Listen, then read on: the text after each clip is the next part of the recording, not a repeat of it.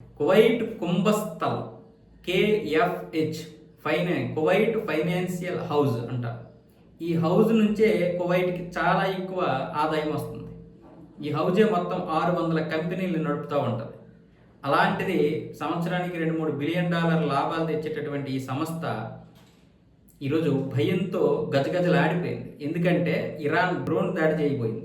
అయితే ఇక్కడ డ్రోన్ దాడి ఇక్కడ చేయబోతే కువైట్ ఇంటర్నేషనల్ ఎయిర్పోర్ట్ మీద పడింది. అక్కడ ఏమొచ్చేసి ఆయిల్ ట్యాంకర్ ధ్వంసమైపోయింది. మొత్తం ధ్వంసమైపోయింది. చాలా వరకు చమురైతే కాలిపోయింది. ఎవరికి ఎటువంటి ప్రమాదం జరగలేదు, కానీ మాకు ఆస్తి నష్టం అయితే జరిగిందని కువైట్ ఒక ప్రకటనలో తెలిపింది.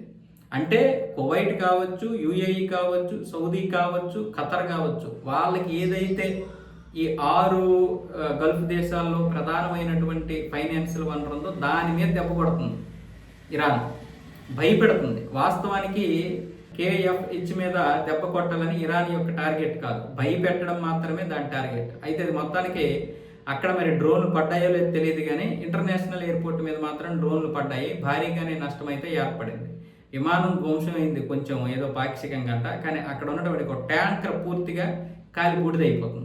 సో ఇలాంటి పరిస్థితి కువైట్కి వచ్చిందంటే కువైట్ ఇప్పుడు గజగజ వణికిపోతాయి. మెయిన్ ఇన్కమ్ సోర్స్ ఇక్కడ నుండే వస్తుంది కువైట్కి. కేఎఫ్హెచ్ ఇదే మొత్తం అన్ని సంస్థలు కూడా నడుపుతుంది. సో దాని మీద దెబ్బ కొడితే ఎలా ఉంటుంది అంటే, దెబ్బ కొట్టదు, కొడుతున్నాము, మేము కొడతాము, మీరు ఎక్కువ చేస్తే ఇక్కడే కొడతాము అన్న విధంగా ఇప్పుడు మొత్తం 6 గల్ఫ్ దేశాలకు కూడా గట్టి వార్నింగ్ అయితే ఇస్తుంది. అంటే ఇవ్వడమే కాకుండా ప్రాక్టికల్గా చూపిస్తుంది.